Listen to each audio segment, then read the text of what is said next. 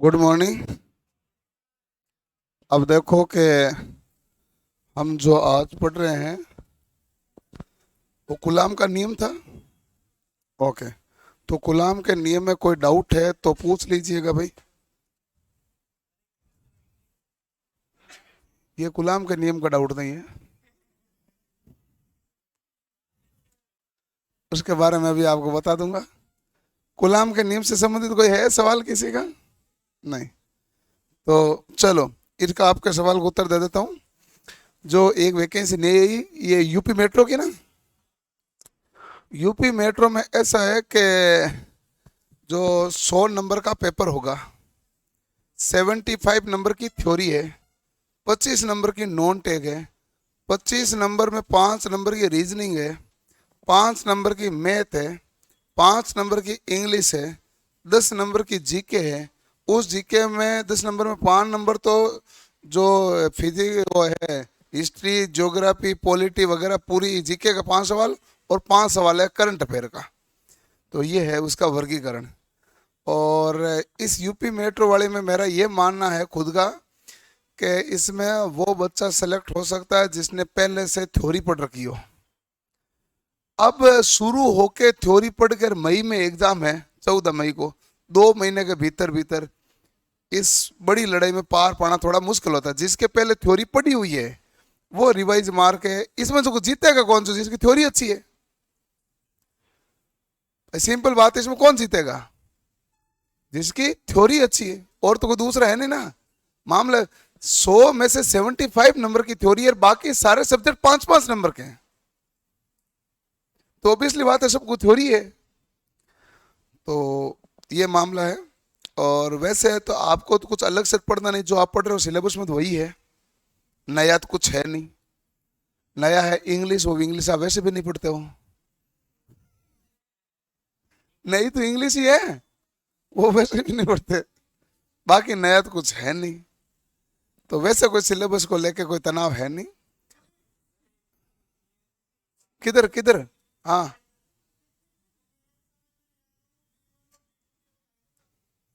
वो किसमें? टेक्नीशियन में फॉर्म भरते समय आपसे B1 B2 कुछ नहीं मांगता। आपसे ये नहीं मांगता, आपकी नजर होनी चाहिए B1 कैटेगरी की। B1 कैटेगरी है कि चश्मा या बिना चश्मा के कैसे भी आप, चश्मा एलो है उसमें, 6/9 या 6/12 है जो दूरदृष्टि होनी चाहिए, 0.6 है जो नियर विजन होना चाहिए, कलर विजन वगैरह दोष किसी के नहीं होना चाहिए। ये है B1 कैटेगरी है। अरे साइंस रुको, पहले उसको देखने दो, पहले एक सवाल एक पूरा करने दो ना। पहला सवाल पूरा नहीं हुआ, उत्तर नहीं हुआ। हाँ, क्या करो? तुम्हारी आंखें सही तो ये तुम्हारे पास है, मुझे क्या पता आपको मैं कितना क्लियर दिख रहा हूं। अच्छा दिख रहा हूं तो अच्छी है आंखें, ऐसे कोई दिक्कत है नहीं। फिर भी आपको कभी वहम हो, ऐसा कुछ लगे, तो फिर दिक्कत क्या है? डॉक्टर से ज्यादा तो मैं जानता भी नहीं। फॉर्म जब भरा जाता है तब आपसे B1 B2 कुछ नहीं पूछा जाता है, यह सीधा मेडिकल में ही होगा। तो आपके सवाल का उत्तर तो हो गया।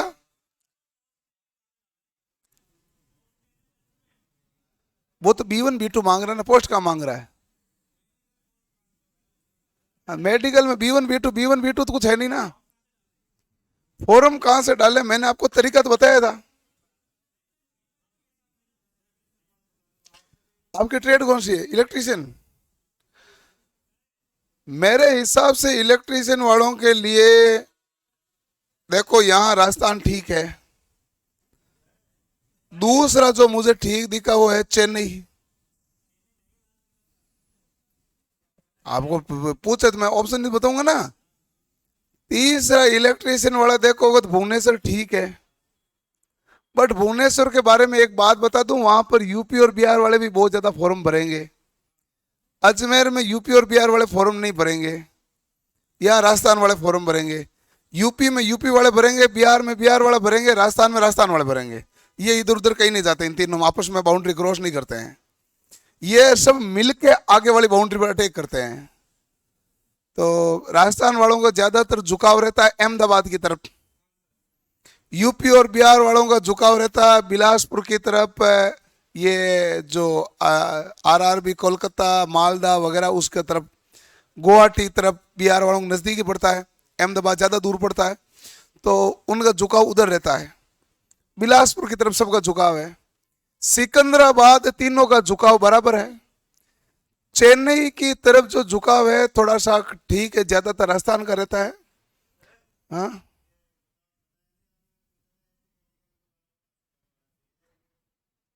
मैंने बताया नहीं मतलब,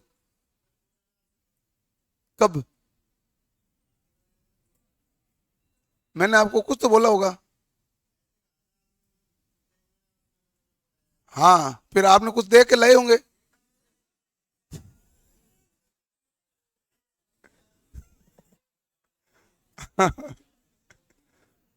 ऐसा है, ऐसा है।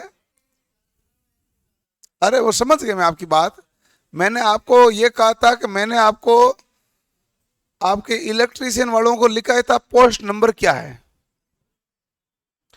उस पोस्ट नंबर के हिसाब से उस विज्ञप्ति में आप गोल घेरा करके चेक करो, और हर एक में आप कैटेगरी वाइज जो भी कैटेगरी है उस कैटेगरी की सीटें देखो कितनी हो रही है, तब आपको आइडिया लगेगा ज्यादा। अब मैं आपको बताऊं एसटी कैटेगरी में है, तो एसटी कैटेगरी में तो राजस्थान में तो बहुत ज्यादा कैंडिडेट है और पद ज्यादा है नहीं।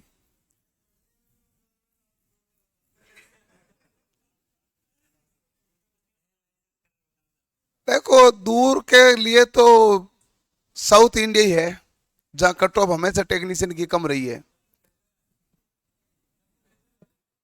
नहीं, जम्मू की कट ऑफ थोड़ी ठीक रहती है साउथ इंडिया की तरह मुकाबले। मैं आपको बता दूं पिछली बार की भी देख लेना, चेन्नई की कम है, जम्मू की ठीक है। जम्मू की क्यों ठीक है? क्योंकि आप आरआरबी जम्मू में भरते हैं ना, तो आप है ना ये पंजाब, आधा पंजाब ही उसके अंतर्गत आ जाता है, तो कपूरथला में नौकरी करते तो आरआरबी जम्मू में आ गया। तो इसलिए जम्मू तो कोई वो खतरनाक भी एरिया नहीं है, जम्मू तो ठीक एरिया है। जो पहले खतरनाक माना था वो तो कश्मीर था, कश्मीर वाला एरिया डेंजर था, जम्मू वाला तो एरिया भी डेंजर नहीं था। तो ऐसा कोई जम्मू का कोई कम ज्यादा कट ऑफ जाने का कोई ज्यादा कारण था नहीं। हरियाणा वाले बहुत सारे बच्चे भरते हैं, दिल्ली वाले भरते हैं आरआरबी जम्मू, हरियाणा वाले भरते हैं आरआरबी जम्मू, नजदीक पड़ता है ना उनके। आप सोचो, अब वो हरियाणा वाला चेन्नई से भरने से अच्छा वो जम्मू भरेगा, ऐसे नजदीक भी पड़ता है ना। थोड़ा कट ऑफ थोड़ी सी है जम्मू की ज्यादा है चेन्नई के मुकाबले।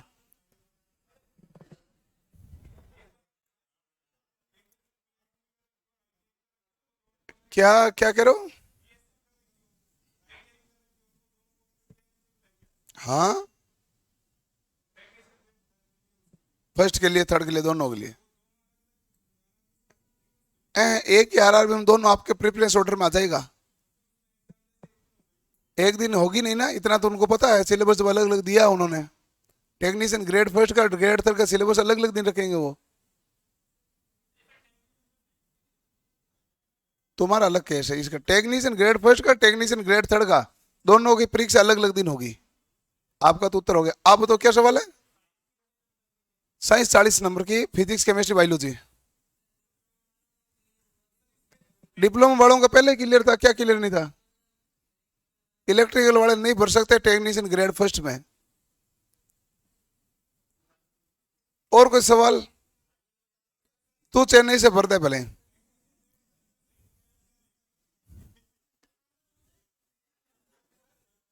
तो अब देख ऐसा है भाई, मेरी बात वापस ध्यान से समझ लो कि कोई भी किसी भी पोस्ट से भरे, मैंने आपको पोस्ट नंबर लिखाए थे, उस पोस्ट नंबर के हिसाब से आपके सामने टोटल सीटें इलेक्ट्रिशियन में कितने सीटों पर अप्लाई है। ऊपर एसटी भी लिखा, एससी भी लिखा, ओबीसी लिखा। आप देखो एससी में कितनी सीटें हैं, एसटी में कितनी सीटें हैं, वो सीटों की संख्या इतनी तो जोड़ना ही पड़ेगा। जब जोड़ नहीं पाओगे तो फॉर्म ही क्यों भरो? अब पर्टिकुलर मैं कोई एक नाम देने से कुछ फर्क तो पड़ना है नहीं। मैं कहूंगा सभी चेन्नई से भर दो और सभी चेन्नई से भरा, चेन्नई की कटो ऊपर चली गई तो मुझे तो क्या पकड़ेंगे? बेड़ा गर्क हो जाएगा, इसलिए निर्णय तो आपको लेना पड़ता है इस मामले में। साइंस के लिए क्या रहेगा ये देखो कि आपको मेरा ये मानना है कि जो क्लास के अंतर्गत मैं बोलता हूं तो आपको ध्यान से सुनना चाहिए। जब तक आपके सुनने की आदत नहीं होगी तब तक मामला दिक्कत होगी, क्योंकि इस सेम प्रश्न का उत्तर थोड़ी देर पहले मैंने इनको दिया है कि साइंस के लिए क्या होगा, फिजिक्स केमिस्ट्री बायोलॉजी 40 नंबर की है, और वापस वही सवाल आपका आ रहा है।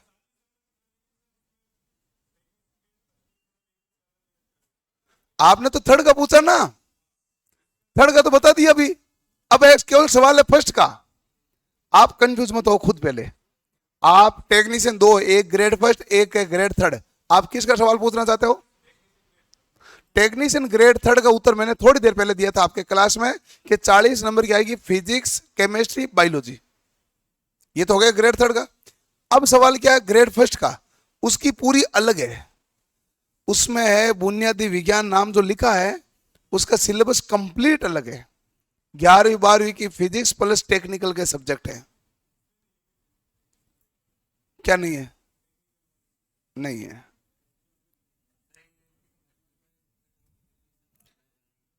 इसकी कट ऑफ जाएगी 60% से 80% के बीच में। आप देख लेना, जितनी कम रहती है, किसी की 2%, किसी की 5%, किसी की 6% रहती है। अब जब मैं रेंज इतनी बड़ी बता रहा हूं तो मैं एग्जैक्ट कैसे बता रहा हूं? अभी पेपर ही नहीं हुआ, मैं एग्जैक्ट कट ऑफ कहां से बता दूं? 60% से 80% के बीच जाएगी, यानी 45 नंबर से 60 नंबर के बीच में जाएगी 75 में से।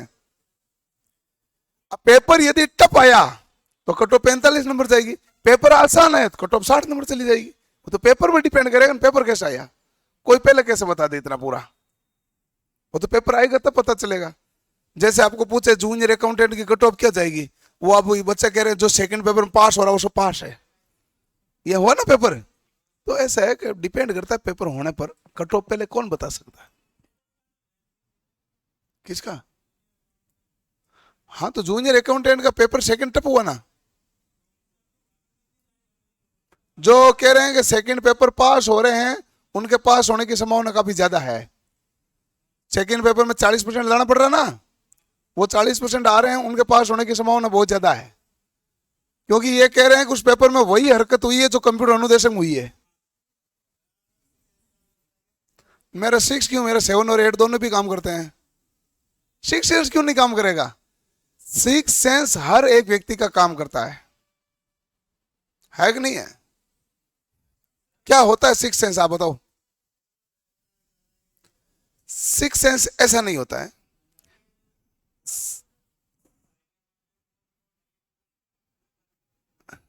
हाँ, पूरे ही फोरम को फोरम है।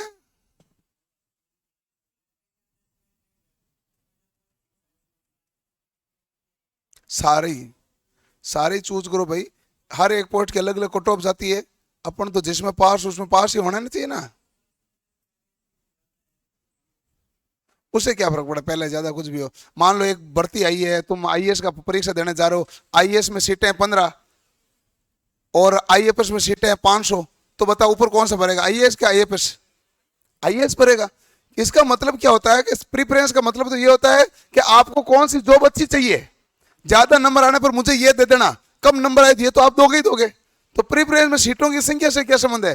प्रीफरेंस में आप कौन सा डिपार्टमेंट में जाना चाहते हो।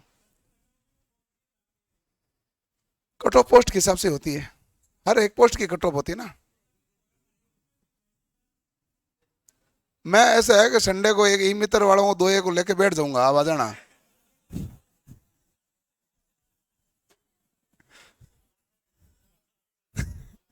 मैं सारा उत्तर तो दे दिए, बात तुमने छड़ी है। मैं तो गुलाम के नियम पर ही आया था, आता ही। देखो, पहली बात तो ये है, हमने आपको एक सिंपल वे में बात बताई है कि भर्ती आई कितने तारीख को, फॉर्म कितने तारीख को भरे जाने लगे। मैंने कहा था शुरुआत के 10 दिन में चर्चा ही नहीं करनी है, उसके बाद देखेंगे। इसके दो तीन कारण होते हैं। कभी भी कोई भी फॉर्म भरना होता है तो शुरुआत के 10 दिन में कोई दौड़ भाग नहीं होनी चाहिए, कभी भी कोई भी फॉर्म हो। इसका कारण है बहुत सारे। एक तो कारण है कि यदि फॉर्म में कुछ गड़बड़ियां हैं खुद में ही, तो पहले तो फॉर्म वाले खुद सही करेंगे, हम क्यों माथा फोड़ी करें। 10 दिन में यह होता है कि लगभग ई मित्र वाले को पता चल जाता है कि फॉर्म कैसा भरना है, नहीं तो प्रैक्टिकली तुम्हारे ऊपर हो रहा है। इसलिए वेट करना चाहिए हमेशा, इसे तुरंत दौड़ के नहीं जाना चाहिए।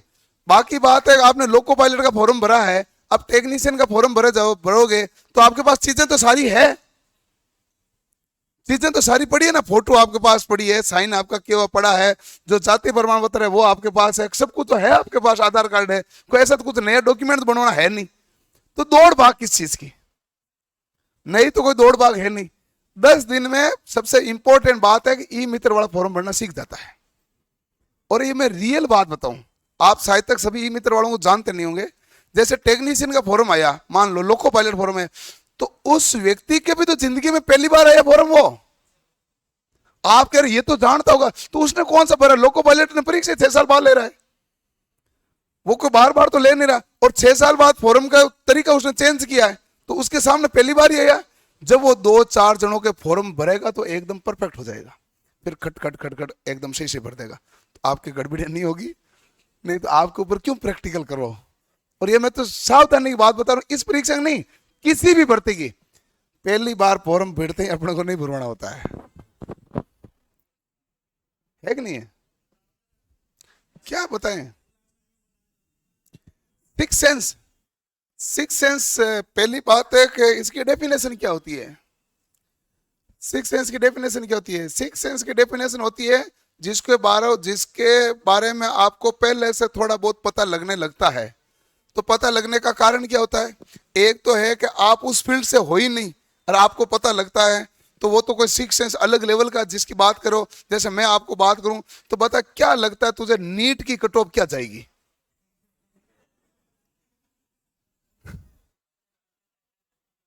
तो केवल अंदाजा वाला मामला थोड़ी हुआ ये, सिक्स सेंस का मामला हुआ। सिक्स सेंस हमेशा अनुभव और जो आपने आसपास की चीजें देखी है उसके आधार पे काम करता है, हवा में काम थोड़ी करेगा। जब जिस भर्ती के बारे में जानते नहीं है उसमें कभी सिक्स सेंस काम किया, तो सिक्स सेंस किस में काम करता है, जिस भर्ती के बारे में आप जानते हैं। इसका मतलब क्या है कि उसमें कुछ अनुभव आया, तजुर्बा आया, तभी उसके बारे में। हाँ, क्या होता है तेरे साथ आज बता ही दे तू है। हाँ,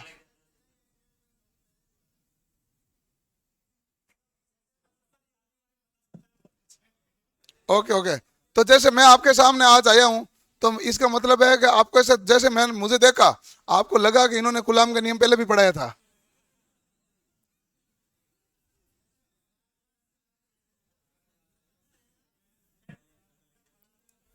चलो,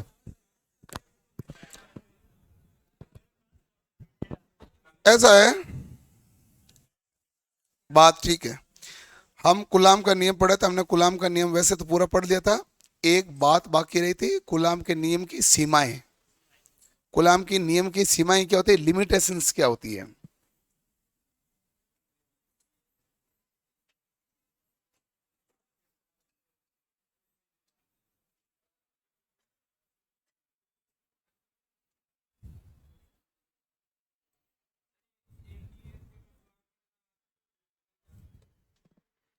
क्या कह रहे हो भाई, है एक इश्यू में। हाँ, 3.3 दिन भी आगे लिखा है। हाँ, नहीं होता, तभी -10 है। आपको ऐसा क्यों लगा माइनस में होना चाहिए। अच्छा, इसका मामला ना, तो मैं आपको आज गणित सिखाता हूँ। कोई बात नहीं, ऐसे देखो, एक कूलाम बराबर 3 × 10⁻⁹ ESU। ठीक है, तो एक ESU बराबर क्या होगा, तो आप कहेंगे 1/3 3 × 10⁻⁹ कूलाम। सही लिखा ना अभी तक?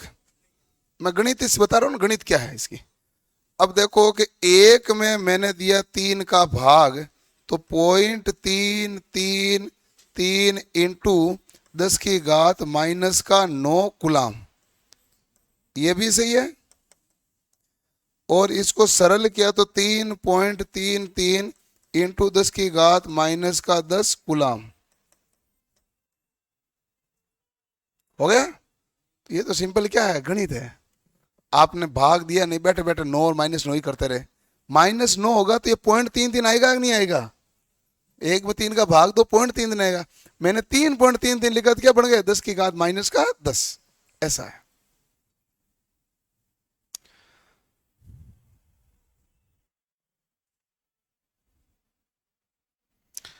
मेरे बारे में ऐसे मैं आपको बता दूं कि लगभग मैं आपको जितने भी डाटा लिखाऊंगा उसका 99.99% है तथ्यात्मक लिखाऊंगा। यदि जहां गड़बड़ होती है या डाटा में भूल जाता हूं, मैं खुद कह देता हूं मैं भूल गया, कल देखेंगे। डाटा तो डाटा है ना। जैसे मान लो कहे कि भाई आपके बाइक का नंबर क्या है, बंदा कोई भूल गया तो भूल गया। अब कोई जबरदस्ती थोड़ी है लिख दो 3864, ऐसा थोड़ी होता है। वो तो डाटा तो डाटा है। डेटा तो डेटा है ना, डेटा तो याद ही रखना पड़ता है। भूल गए तो बंदा भूल गया, तो उसको बाद दूसरे दिन देख के तो बता सकता है, उसके लोगों को ऑप्शन थोड़ी होता है। डेटा का मामला यही होता है। तो इसलिए डेटा के साथ कभी आपको ऊपर नीचे मामला होगा नहीं, क्योंकि वैसे मुझे सारे डेटा लगभग याद हैं, लेकिन फिर भी कोई डेटा भूल जाते हैं तो भूल जाते हैं। हाँ, लेकिन आपको जो लिखाते हैं वो कन्फर्म सही होता है, नहीं भूल जाते हैं वो लिखाते नहीं है। कूलाम के नियम की सीमाएं क्या होती है? कूलाम के नियम की पहली सीमा ये है, ये केवल हमारे पास बिंदु आवेश के लिए लागू होता है। बिंदु आवेश का मतलब है एक पॉइंट यहां पर है, ये कूलाम, दूसरा पॉइंट यहां पर है। हम कभी भी ऐसे लागू नहीं करते हैं ये एक कूलाम है और ये एक कूलाम है, ऐसे थोड़ी करते हैं। कूलाम का पूरा बल इस प्रकार का थोड़ी ना देखते, अपन देखते हैं क्या कभी? नहीं देखते हैं। हम इसको क्या मानते हैं? केवल पॉइंट। इसलिए हम कहते हैं ये केवल बिंदु आवेश के लिए लागू होता है।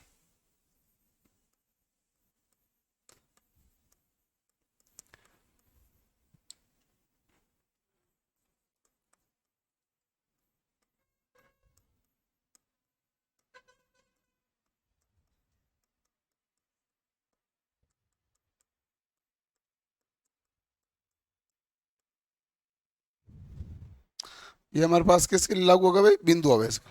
ठीक है। दूसरा है, ये पॉइंट चार्ज या बिंदु आवेश के लिए तो लागू हो गया। कौन सा नियम है? कूलाम का नियम। इसके बाद में अगला मामला हमारे पास आता है कि जैसे मान लो एक आवेश है, एक हमारे पास पॉइंट है, ये है नाभिक। नाभिक की त्रिज्या कितनी होती है? 10⁻⁻15 मीटर। और यदि मान लो 10⁻⁻15 मीटर की कम दूरी पर एक दूसरा यदि और आ जाए, तो इनके बीच में बल क्या हो जाएगा भाई? नाभिक के बल लगेगा या नहीं लगेगा?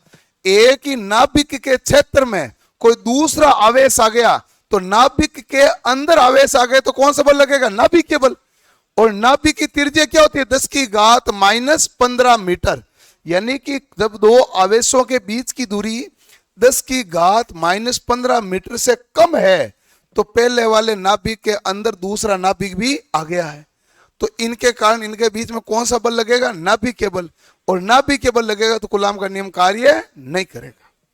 तो दूसरी सीमाएं यह है,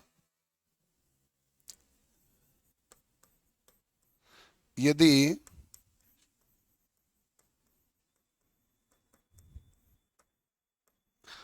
दो आवेशों के बीच की दूरी 10⁻⁻15 मीटर से कम हो, तो यदि दो आवेशों के बीच की दूरी 10⁻⁻15 मीटर से कम हो, तो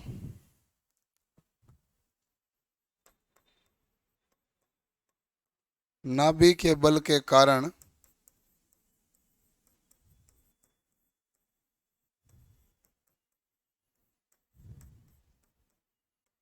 कूलाम का नियम लागू नहीं होता, ये कार्य नहीं करता, ये लागू नहीं होता।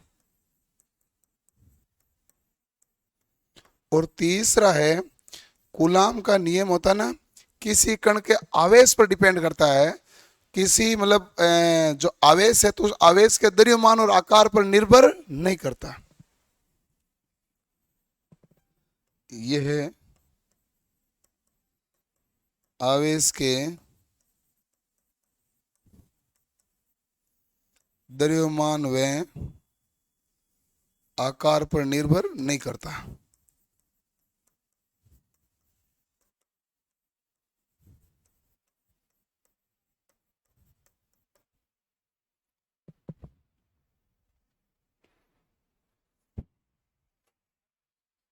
लिख लिया भाई, ये हमारे पास कूलाम के नियम की 3 सीमाएं हैं।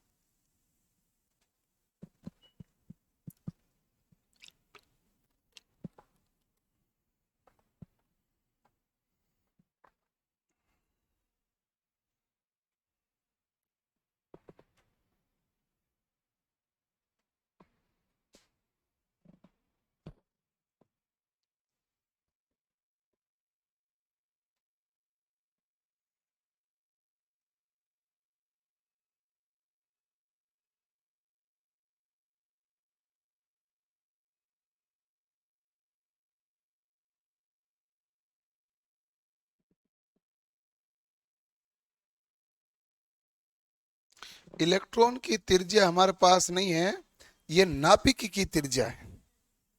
इलेक्ट्रॉन की त्रिज्या तो उससे भी कम ही होगी। इलेक्ट्रॉन को तो त्रिज्या त्रिज्या के बारे में चर्चा है नहीं, लेकिन त्रिज्या इससे भी कम होगी, 10⁻⁻15 मीटर से भी क्या होगी, कम। ये तो नाभिक है, नाभिक के अंदर प्रोटॉन और न्यूट्रॉन है। तो अब आप प्रोटॉन की त्रिज्या पूछोगे तो और ही कम होगी कि नहीं होगी नाभिक से, तो उससे और भी कम होगी।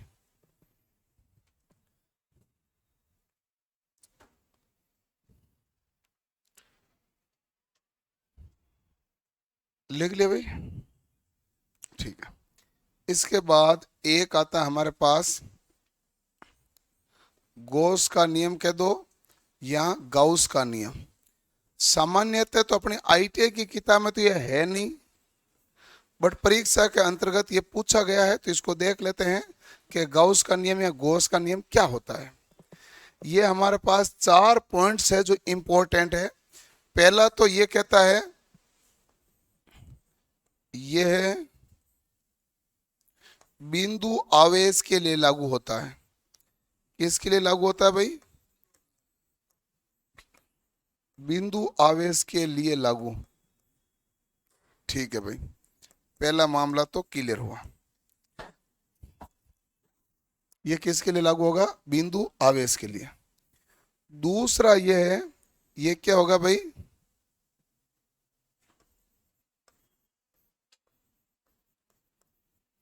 ये लाइन चार्ज के लिए भी लागू होगा।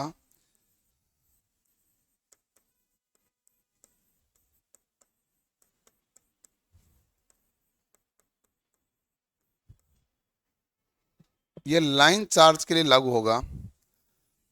जब हमारे पास ये पॉइंट है और एक बिंदु से आवेश निकल रहा है, तो इसको आप क्या कहोगे भाई, बिंदु आवेश। एक लाइन है,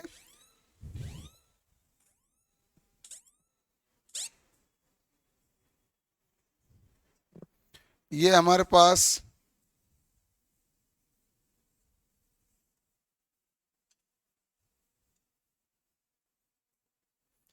एक लाइन से आवेश निकल रहे हैं, तो इसे लाइन चार्ज कहते हैं। जैसे मान लो बल्ब होता है, बल्ब में एक बिंदु से चारों ओर प्रकाश निकल रहा है कि नहीं निकल रहा है, तो वो पॉइंट चार्ज है। लेकिन ट्यूबलाइट में क्या होगा, प्रकाश एक लाइन से निकलेगा कि नहीं निकलेगा, तो वो हमारे पास किसका एग्जाम्पल होगा, लाइन चार्ज का। इसी प्रकार का ये हमारे पास अनंत चार्ज शीट के लिए लागू होता है।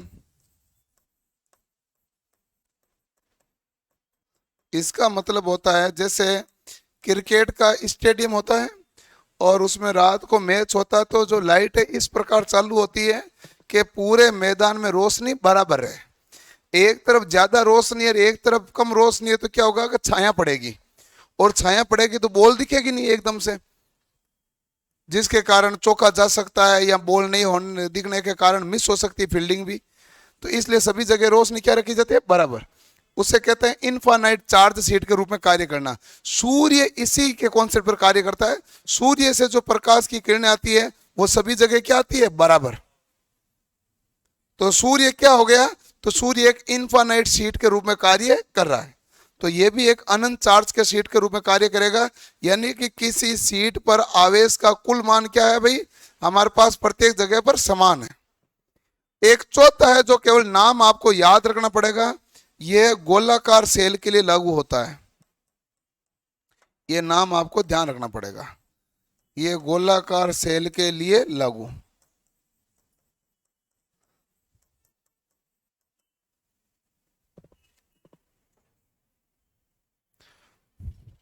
यूपीपीसीएल TG2 वैकेंसी, देखो अभी सिलसिला चल रहा है, कभी भी किसी की वैकेंसी आ सकती है, कुछ पता नहीं चल रहा है। इस मामले में पता एक ही चीज का चल रहा है कि आपके पढ़ा हुआ है तो लगातार परीक्षा होगी जिसमें पास होना हो जाओ, नहीं पढ़ा हुआ है तो मामला गड़बड़ी है, वापस पढ़। अभी थोड़े समय पहले एक बार राजस्थान में 3 साल पहले आया था ना परीक्षा, इधर पटवारी भी आ गए, ग्राम सेवक भी आ गए, पुलिस भी आ गए, रीट भी आ गई, ऐसा ही 4-5। उस समय पता नहीं एक RS वालों के यहाँ उनके भी एग्जाम थे, सभी के एक साथ आए, किसी बंदे को पता ही नहीं चलने दिया क्या हो रहा है। जब उसको कंफ्यूज से बाहर निकले उसके बाद का अब 3 साल कुछ नहीं होगा। तो अभी भी देख लो भाई, राजस्थान कोई एग्जाम की है क्या, नहीं है, कोई नहीं है। जब आएगा तो सब एक साथ आएगा, ये लो ये ले ये ले ये ले ये ले, है सब में यही होता है, सब में यही होता है। लिख लिया भाई, चलो। अब देखो गाउस के नियम में ये जो सवाल मैंने आपको 4 पॉइंट लिखाए हैं, ये टेक्निकल हेल्पर की परीक्षा में पूछे गए हैं सवाल। ये सवाल किस में पूछा गया, टेक्निकल हेल्पर में। एक गाउस का बेसिक नियम जो है वो अभी हरियाणा लाइनमैन में भी पूछा है। वो गाउस का नियम क्या कहता है, गाउस का नियम ये कहता है कि मान लो कि कोई आपके पास एक दृढ़ पिंड है, कोई भी दृढ़ पिंड है, इस कोई भी दृढ़ पिंड है तो उसमें आवेश होगा कि नहीं होगा, होगा भाई। कोई भी दृढ़ पिंड है तो उसमें कुछ ना कुछ आवेश है ही, ठीक है। ये जो दृढ़ पिंड है इसके बाहर वाले पृष्ठ को हम क्या कहते हैं, गाउसियन पृष्ठ। गाउस का तो कौन सा पृष्ठ कहलाएगा, गाउसियन पृष्ठ। अब ये क्या कहता है कि जैसे मान लो ये है हमारे पास कोई दृढ़ पिंड, कठोर पिंड है, इनके अंदर क्या है, आवेश है। इसमें से जो फ्लक्स गुजरेगा, इनमें से क्या गुजरेगा, फ्लक्स। किसी दृढ़ पिंड में से गुजरने वाले फ्लक्स, ये फ्लक्स क्या होता है, फाई, और अंदर उपस्थित आवेश, इनके बीच में जो संबंध होता है ना, वो कौन बताता है, गाउस का नियम। गाउस का नियम क्या कहता है, किसी दृढ़ पिंड में से या किसी बंद पृष्ठ में से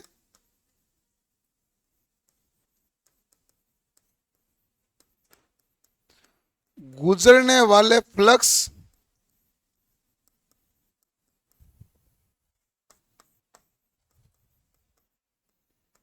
तथा उस पृष्ठ में उपस्थित आवेश, उस पृष्ठ में उपस्थित कुल आवेश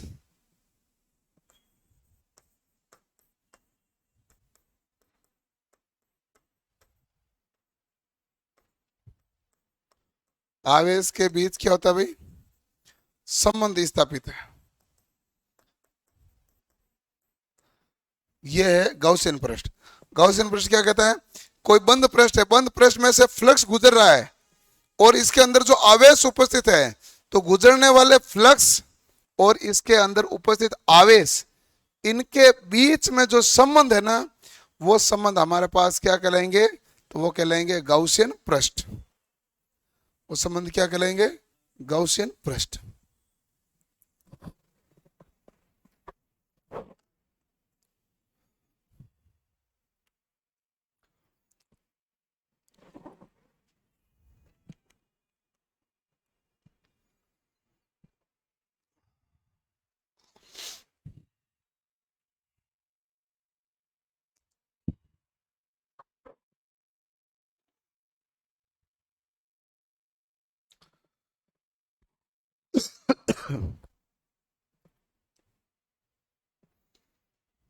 किसी बंद पृष्ठ में से गुजरने वाले फ्लक्स तथा उस पृष्ठ में उपस्थित आवेश के बीच संबंध स्थापित करने का नियम कौन सा होता है भाई? गाउसियन पृष्ठ।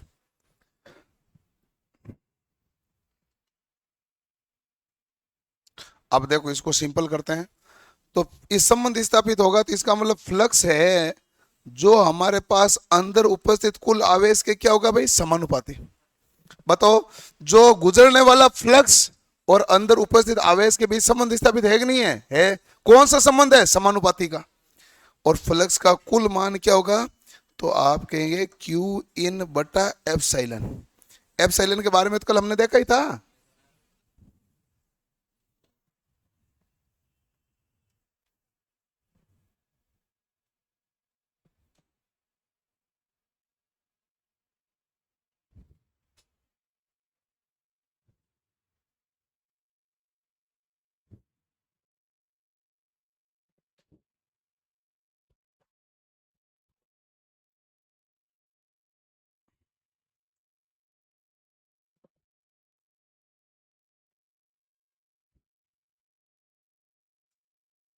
हो गया भाई?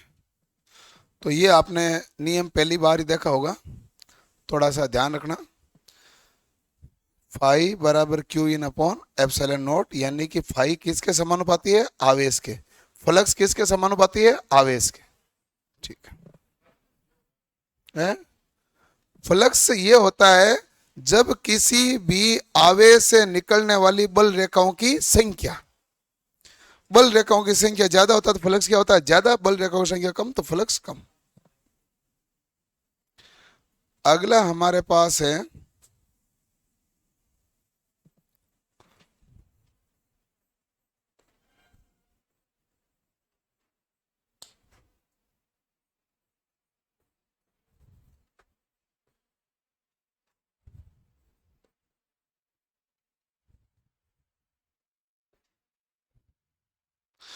अगला हमारे पास है विद्युत क्षेत्र तीव्रता। विद्युत क्षेत्र तीव्रता को कहते हैं इलेक्ट्रिक फील्ड इंटेंसिटी। आवाज नहीं भाई, ध्यान से देख लो। इलेक्ट्रिक फील्ड इंटेंसिटी, ये होती है विद्युत क्षेत्र की तीव्रता। किससे कहते हैं इलेक्ट्रिक फील्ड इंटेंसिटी? ये कहोगे इकाई आवेश पर लगने वाला बल।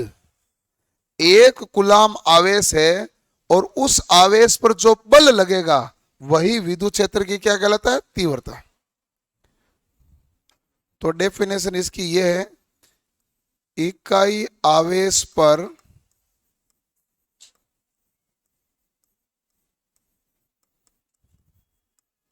लगने वाला बल, इकाई आवेश पर लगने वाला बल क्या कहलाता है? विद्युत क्षेत्र की तीव्रता।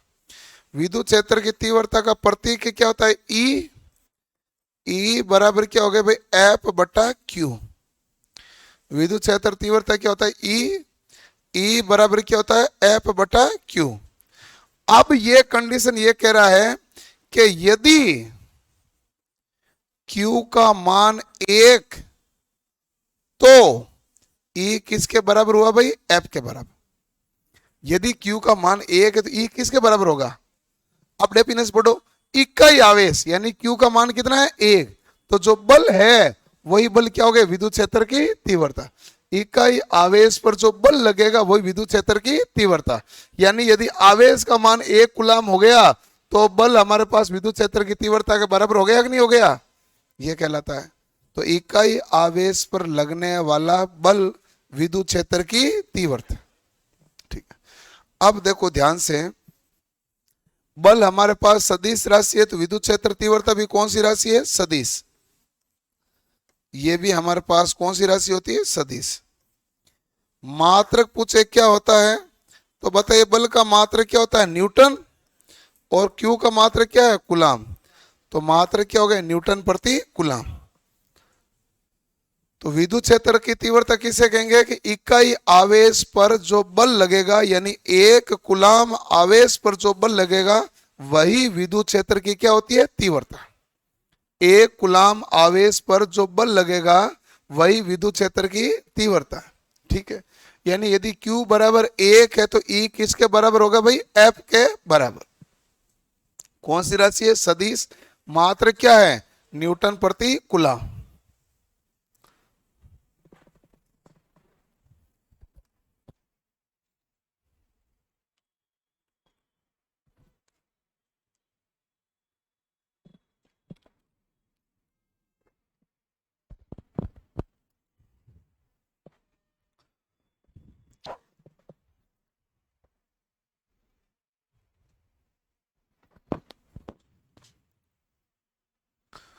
हो गया? चलो अब देखिएगा ध्यान से।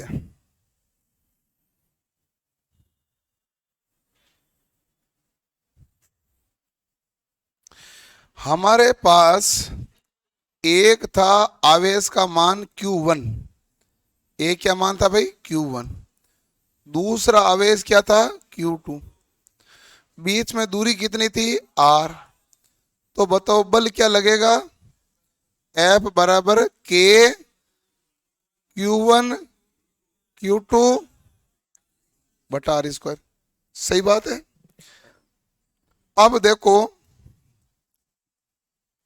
यदि हमारे पास एक आवेश Q है और दूसरा आवेश का मान 1 कूलाम है, क्योंकि आपने डेफिनेशन तो इक्का ही आवेश पर है ना, इक्का आवेश का मतलब है 1 कूलाम, दूसरा 1 कूलाम है, और इन दोनों के बीच की दूरी क्या है? R। तो बताइए हमारे पास F बराबर क्या होगा? तो आप कहेंगे F बराबर K, ये Q1 इंटू Q2, तो Q गुणा 1 क्या होगा? Q ही होगा कि नहीं होगा? बटा क्या आएगा भाई? R²। बताओ ये आया कि नहीं है समझ में? यहां पर Q1 इंटू Q2 था, तो ये दोनों आवेश क्या होगा? गुणा, ये Q इंटू 1 क्या हुआ भाई? Q। अच्छा, जब 1 कूलाम आवेश होता है तो E किसके बराबर होता है? तो जो F का मान आया वही E का मान है कि नहीं है? तो इसका मतलब यह है कि विद्युत क्षेत्र की तीव्रता E बराबर क्या हो गया? के क्यू बटा R²। यानी विद्युत क्षेत्र की तीव्रता है दूरी के वर्ग के व्युत्क्रमानुपाती है। ये सवाल है, दूरी के वर्ग के व्युत्क्रमानुपाती। तो ये कंडीशन ऐसे आई है, करो नोट।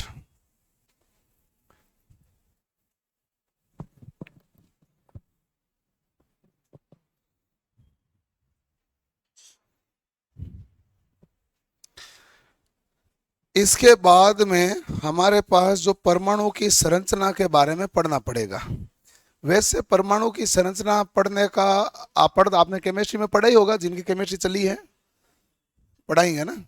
तो परमाणु संरचना केमिस्ट्री के अंदर तो पूरा आता है, लेकिन हम यहाँ पर थोड़ा बहुत परमाणु संरचना के बारे में वह चीजें देखते हैं जिसमें इलेक्ट्रॉन के बारे में हमें पता चले कि मुक्त इलेक्ट्रॉन है तो धारा का प्रवाह होगा, बंद इलेक्ट्रॉन है तो धारा का प्रवाह नहीं होगा। हम इलेक्ट्रिशियन वाले, हमें तो करंट से लेना देना है। हम तो ये सोचेंगे कि भाई किस तत्व में धारा बहेगी, किस तत्व में धारा नहीं बहेगी।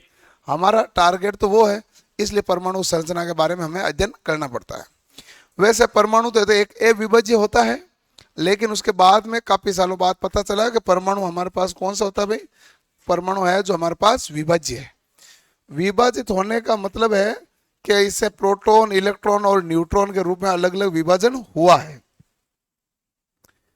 और फिर परमाणु के बारे में और आगे हमारे पास कंडीशनें आती है कि परमाणु द्रव्यमान क्या है, द्रव्यमान कह दो या परमाणु भार कह दो, परमाणु क्रमांक क्या है, बाह्य कक्ष में इलेक्ट्रॉन की संख्या क्या होती है, कक्षा कितनी होती है, इलेक्ट्रॉन की खोज किसने की है, प्रोटॉन की खोज किसने की है, न्यूट्रॉन की खोज किसने की है, किसका द्रव्यमान कौन सा है, कौन धनावेश है, कौन ऋणावेश है, इन सभी चीजों के बारे में हमें अध्ययन करना पड़ता है। एक्चुअल में क्या है कि जिस समय इलेक्ट्रॉन के बारे में सबसे पहले बताया गया था ना, तो वहां पर त्रुटि हुई थी शुरू में, क्योंकि सबसे पहले कहा कि भाई प्रोटॉन अंदर धनावेश, बाहर चारों ओर चक्कर लगा रहा इलेक्ट्रॉन। तो उस किसी बंदे ने सामने वाले ने पूछ लिया तो इलेक्ट्रॉन क्या है, तो उसने कहा ऋणावेश है। तो प्रोटॉन इसको आकर्षित करता है, हाँ, तो आकर्षित करेगा तो धीरे धीरे ये खत्म हो जाएगा। क्योंकि इलेक्ट्रॉन को तो प्रोटॉन क्या करेगा, अपने पास बुला लेगा। आकर्षण का मतलब तो यही हुआ। तो इलेक्ट्रॉन तो प्रोटॉन के पास आ गया। अब बताओ चारों ओर कोई चक्कर लगाने वाला बचा क्या? क्या नहीं बचा? तो नहीं बचा तो फिर आपकी थ्योरी नहीं है। तो फिर वो तो काफी सालों बाद रिसर्च और हुई, तब ये पता चला कि हमारे पास अभिकेंद्रीय बल लगता है, जिसके कारण चारों ओर एक बैलेंस कंडीशन में चक्कर लगाया जाता है, जिसके कारण वो अपनी तरफ आकर्षित नहीं करता। केवल चक्कर के लगाने का ही आकर्षण रहेगा। ऐसा नहीं है कि धीरे धीरे इलेक्ट्रॉन प्रोटॉन की तरफ आएगा और ऊर्जा की हानि होगी। और ऐसा हम परमाणु के बारे में कब पढ़ेंगे? जब हम पदार्थ के बारे में देखते हैं। पदार्थ क्या होता है? पदार्थ बहुत छोटे छोटे कणों से मिलकर बना है। ठोस पदार्थ, द्रव, गैस। ठोस क्या होता है? जिसका आकार निश्चित, जिसका आयतन निश्चित, जिसका द्रव्यमान निश्चित, सब निश्चित, वो क्या है? ठोस। लेकिन जब आप बात करते हो द्रव की, तो द्रव में आकार निश्चित होता है क्या? नहीं। आप पानी को बोतल में डालोगे, बोतल का आकार ले लेगा, गिलास में डालोगे तो गिलास का आकार। आकार तो चेंज हुआ, परंतु आयतन तो निश्चित ही है। और जब गैस में जाओगे तो गैस में तो आकार निश्चित है, नहीं आयतन। आकार भी उसका चेंज है, जिस आकार में डालोगे वही आकार ले लेगा। और एक ये पूरा कमरा है और उसमें 1 किलो हाइड्रोजन डालोगे तो भी पूरे कमरे में फैलेगी, और 1 किलो हाइड्रोजन को छोटे से सिलेंडर में डालोगे तो भी पूरे में ही फैलेगी। इसका मतलब उसका आयतन भी निश्चित नहीं है, आकार भी निश्चित नहीं है। लेकिन गैस का फिर निश्चित क्या होता है? भार। द्रव, गैस और ठोस, इन सब का निश्चित क्या है? भार। भार किसी का बदलता नहीं है। आपके घर पे गैस की टंकी है तो आप तो वजन ही करोगे ना। इसका मतलब भार तो क्या है? निश्चित। पता चल जाएगा कितने किलो गैस भरी है। तो भार क्या होता है? निश्चित। ये तो पदार्थ की 3 शुरुआती अवस्था थी। हमेशा ये 3 अवस्थाएं थोड़ी रही। आगे आप देखोगे तो 2 और अवस्था आएगी। एक आएगी प्लाज्मा अवस्था और एक बोस आइंस्टीन संघनन। बोस आइंस्टीन संघनन।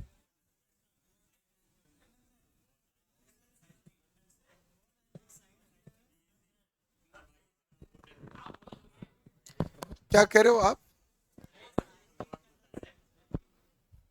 आप इंग्लिश में बोल रहे हो, मैं हिंदी में बोल रहा हूं। कंडेंसन को हिंदी में संघनन कहते हैं। हाँ, बोस थे भारत के, आइंस्टीन थे बाहर के, दोनों ने मिलकर प्रैक्टिकल किया था, इसलिए इसको नाम को बोस आइंस्टीन संघनन नाम से जाना जाता है। ठीक है। और एक अवस्था है हमारे पास प्लाज्मा। प्लाज्मा अवस्था होती है ब्रह्मांड के जो अध्ययन करने के लिए, जैसे सूर्य के भीतरी तापमान कितना है, बाहरी परत का तापमान कितना है, या कोई और तारों के बारे में अध्ययन करो, इस अवस्था को क्या कहते हो? प्लाज्मा। जबकि बोस आइंस्टीन संघनन कौन सी अवस्था होती है? किसी पदार्थ के बारे में परम शून्य ताप पर पदार्थ के भौतिक गुणों का अध्ययन। परम शून्य ताप किसे कहते हैं? Absolute temperature. इसका मतलब है 0 केल्विन। इससे नीचे ताप पॉसिबल है ही नहीं। केल्विन कभी भी माइनस में नहीं होता, क्योंकि 0 केल्विन से नीचे कुछ होता ही नहीं है। तो आप कहेंगे परम शून्य ताप पर पदार्थों के भौतिक गुणों का अध्ययन करते हैं, उसी को बोस आइंस्टीन संघनन का। जब उसमें अध्ययन किया गया तो हमें पता चला 4.12 केल्विन पर पारा अति चालक के रूप में कार्य करता है। अति चालक वो होता है जिसमें प्रतिरोध क्या होता है? 0। और कितना पर? 4.12 केल्विन पर। इसका मतलब है -268 डिग्री सेल्सियस, लगभग -268-269 डिग्री सेल्सियस। वो कहते हैं 4.12 केल्विन। तो ये हमारे पास किसके कारण पता चला? बोस आइंस्टीन संघनन के कारण। और बोस आइंस्टीन ने मिलकर कई प्रैक्टिकल को परफॉर्मेंस दी थी, कई परफॉर्म किए थे। ये दोनों एक ही टाइम के थे, समकालीन थे, तो उसी हिसाब से वो काम रिसर्च पेपर में एक दूसरे की मदद से करते थे। तो पदार्थ की हमारे पास अभी कितनी अवस्था है? 5। ऐसा नहीं कि 5 अवस्था होनी है, कल को कोई नई आके एक और अवस्था बता देगा 6 हो जाएगी, कल को और नहीं बता देगा तो 7 हो जाएगी। ये हमारे पास अवस्था कब तक होती है? जब तक हमें ज्ञात है। पहले हमें 2 अवस्था ज्ञात नहीं थी, हमने कहा पदार्थ की 3 ही अवस्था, ठोस, द्रव, गैस। तो जैसे जैसे ज्ञात होता जाता है वैसे वैसे हम अध्ययन करते जाते हैं। ये मामला क्लियर। अब ये जो कोई भी पदार्थ मिला है ये बहुत छोटे छोटे अणुओं से मिलकर बना है, और जो बहुत ही छोटे छोटे कण से मिलकर बना उसे तो अणु का, अणु को विभाजन किया, अणु किससे मिला? परमाणु से। और फिर कहा कि उस समय यह कह दिया अब परमाणु है भाई लास्ट है, अब इसका कोई विभाजन नहीं है। तो उसके बाद में चेक किया तो ये पता चला परमाणु का भी विभाजन है, इसमें प्रोटॉन होते हैं, इलेक्ट्रॉन होते हैं, न्यूट्रॉन होते हैं। आप जानते हो कि भाई इसकी जो रिसर्च की थी उन्होंने एक स्वर्ण पत्री पर इलेक्ट्रॉन की लगातार बौछार करा के खोज की थी, तो वो सब कुछ उन्होंने ढूंढा था। तो ये उसके बारे में आगे अध्ययन हुआ। हम इसके बारे में अध्ययन में यहां से शुरू करेंगे एटॉमिक स्ट्रक्चर से, कि परमाणु है, परमाणु के अंदर है नाभिक, नाभिक के चारों ओर चक्कर लगा रहे हैं वो है इलेक्ट्रॉन, इलेक्ट्रॉन वर्ताकार घेरे में लगाते हैं दीर्घ वर्ताकार में? दीर्घ वर्ताकार में पहली बार जब खोजा गया था तब तो यही कहा गया वर्ताकार है, बाद में धीरे धीरे पता चला ये दीर्घ वर्ताकार घेरे में चक्कर लगाते हैं। इनको भी पता होने में काफी टाइम लगता है। जैसे अभी पृथ्वी सूर्य के चारों ओर दीर्घ वर्ताकार घेरे में चक्कर लगाता है, उसी प्रकार इलेक्ट्रॉन भी नाभिक के चारों ओर कौन से घेरे में चक्कर लगाएंगे? दीर्घ वर्ताकार। तो वो वामावर्त घूमते हैं दक्षिणावर्त? वामावर्त। ये आपने जो बोला है ये सब प्योर शुद्ध रूप से तुक्का है, पढ़ा आपने भी जिंदगी में नहीं है, लेकिन आपको लगा कि सर ने पूछा तो कोई ना कोई उत्तर दे। जो ये उत्तर दिया ना पढ़ा किसी ने नहीं रखा है? नहीं, मैंने नहीं पढ़े। मैं तो ये पढ़ाता हूं कि वामावर्त और दक्षिणावर्त किसी भी दिशा में चक्कर लगा सकता है, किसी भी दिशा में, कोई जरूरी नहीं है। बताओ ग्रह सूर्य के चारों ओर किस दिशा में चक्कर लगाएगा? किसी भी दिशा में। आप जानते हैं शुक्र और वरुण विपरीत घूमते हैं, तो इसका मतलब किसी भी दिशा में चक्कर लगा सकते हैं। जब आप कभी भी किसी से सवाल पूछोगे ना ऐसे, तो आप दो ऑप्शन छोड़ोगे तो दो में बिना कुछ सोचे एक चूज कर लेगा। अच्छा, वो आपको लगेगा चूज आपने किया है, वो ऐसा नहीं है, वो चूज मैंने ही करवाई आपसे। वो उससे कहते हैं, वो क्या कहते हैं, सम्मोहन की शक्ति। आप मैनिपुलेट करते हैं ना, वो ऐसा होता है कि आपके सामने चीजें इतनी छोड़ी जाती है कि आप एक कैच करोगे। वो यही होता है ना, वो होता है कि जैसे मान लो कोई वशीकरण, तो वो क्या होता है कि ऐसा है कि कोई हाथ देखता है ना किसी का, तो वो हाथ देखता है, वो कहता है पैसा आता तो है रुकता नहीं है। तो आप कहते हैं बात तो सही है, पैसा तो किसी के पास ही नहीं रुका, अपने पास क्या रुकेगा? वो अब फिक्स बातें बताता है, वो कोई नई चीज थोड़ी बताता है। फिक्स आता, पैसा आता तो रुकता नहीं है, क्योंकि घर से आता ही इतना ये जितना खर्च हो जाता है, रुकेगा कहां से? ठीक है। फिर वो कहता है आप जितने सभी के लिए कर रहे हो ना, लोग आपको समझ नहीं रहे हैं। तो दुनिया में कोई किसी को नहीं समझ रहा, तो आपको कौन समझेगा? आपको हमेशा लगेगा, आप जीवन में जैसे जैसे बड़े होंगे ना, आपको लगेगा मैंने परिवार के लिए सब कुछ कर रहा हूं, लेकिन घर वाले कोई कदर ही नहीं कर रहे हैं, ये रिश्तेदार कदर ही नहीं कर रहे हैं। ये सभी को लगता है, कोई अकेले थोड़ी लगता है। तो वो कहेगा बात तो ठीक है। तो कहता है बाबा जी को सब पता चल रहा है, जबकि बाबा जी को पता कुछ नहीं चला। चलो मैं आपको बताता हूं, आप है ना ऐसे करो, एकदम आप सोचो कौन सा दूध आपको अच्छा लगता है, तो वो बंदा बोलेगा सीधा गाय का दूध, ठीक है ना। वो अपने पर्चे निकाल के देखो, मैंने पहले लिख दिया। किसी से पूछ लो, वो कोई नहीं कहेगा सांड का दूध अच्छा लगेगा। किसी से पूछ लो ना, आप किसी को पूछ लो, कोई क्या बताएगा? गाय का दूध। पीता घर में भैंस का दूध है, लेकिन उसको अच्छा कौन सा लगता है? गाय का दूध।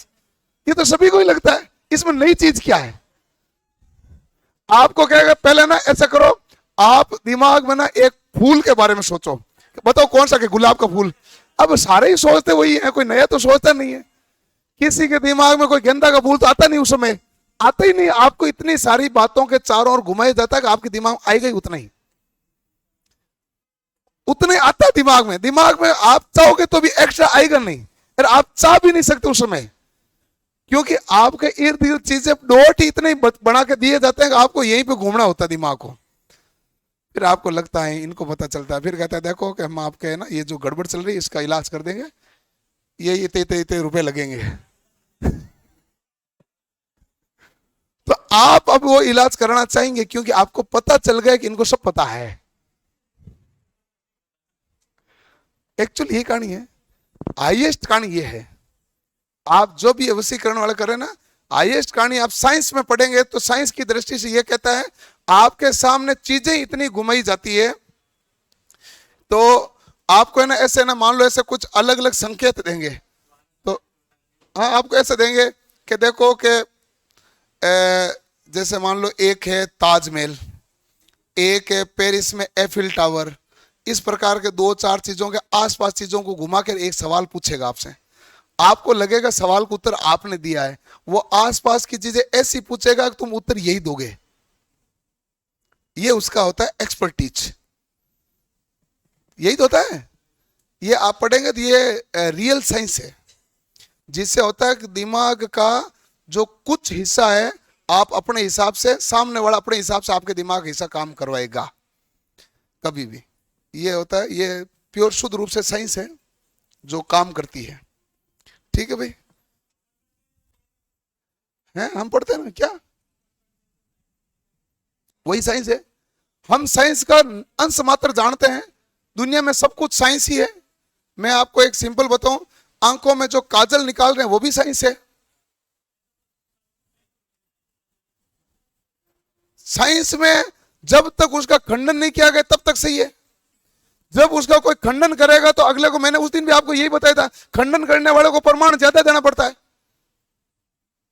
खंडन करने वाले को प्रमाण क्या देना पड़ता है? ज्यादा। आपके बारे में किसी ने झूठा फेंक दिया कि ये ना यहां पर जयपुर गया, ये लड़कियों के साथ घूम रहा है, गांव में किसी ने आपके बारे में अफवाह चला दी, अब आपको सबूत कहां से लोगे आप कि मैं नहीं घूम रहा?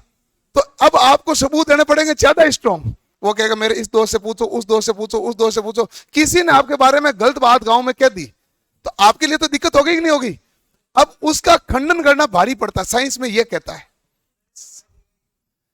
सफाई इसलिए है कि लोग किसी के बारे में गलत बात करता है तो कई बार सफाई देनी पड़ती है ना भाई। तो ऐसे है, जैसे आंखों में, मैंने आपको सिंपल बताया, आंखों में काजल निकालते हैं तो कोई कहते हैं ऐसे है कि नजर नहीं लगे, कोई कैसे, कोई के आंख तेज रहती है, ऐसे अलग अलग कारण है ना, अपने सभी के बचपन में निकल लिए। आप आगे जाके साइंस में पढ़ोगे तो ये मिलेगा कि आंखों के अंदर दोनों जो पुतलियां होती है उसके ऊपर काजल लगाया जाता है। कागज जो काजल होता है ये हमारे पास ब्लैक बॉडी की तरह काम करता है, यानी उच्च तीव्रता का प्रकाश आता है तो वो अवशोषण कर लेता है, आंखों पर प्रकाश का दुष्प्रभाव नहीं आने देता। अब ये तो साइंस है, ये तो साइंस है ना। फिर आप पढ़ेंगे प्रकाश की मात्रा को नियंत्रण कौन करता है? परितारिका। अब बचपन में बच्चे को एकदम पता नहीं होता है कि भाई प्रकाश ज्यादा आ रहा है, कम आ रहा है, वो ज्यादा आ रहा है तो ऐसे आंखें फाड़ के देख लगा तो आंखें नुकसान नहीं हो। तो इसलिए वो क्या करते हैं, ब्लैक बॉडी क्या करती है कि जो काला भाग होगा प्रकाश का क्या करता है? अवशोषण। इस प्रकार तो गुण तो कोई ना कोई है ही। नहीं नहीं नहीं, डॉक्टर मना कहां करते हैं? डॉक्टर किसके मना करते हैं? डॉक्टर तो काजल का तो मना नहीं करते।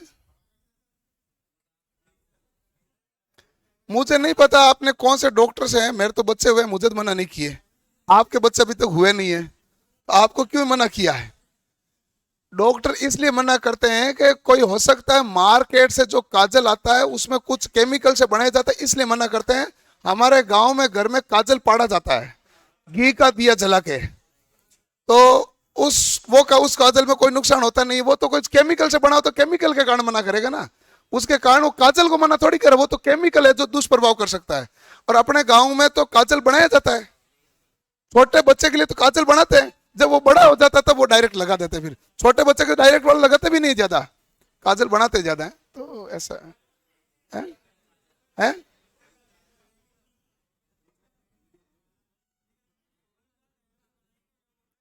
होलिका दहन, हाँ कई अलग अलग कारण है। देखो कि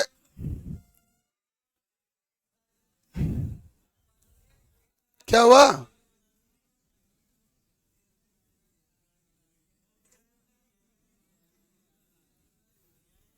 ठीक है। तो लगभग हर एक चीज के पीछे साइंस है। साइंस वहां से शुरू हुई जहां से पत्थर को रगड़ने पर आग निकली है, साइंस भी वहीं से ही है। हम कई बार है ना व्हाट्सएप पे चलता है कि देखो जब साइंस थी नहीं तब ये था, साइंस शुरू से है। जब दो पत्थर को रगड़ा आग निकली तभी खाना पकाया होगा पहली बार किसी ने, तब भी तो साइंस ही है वो, आज भी वो साइंस ही है।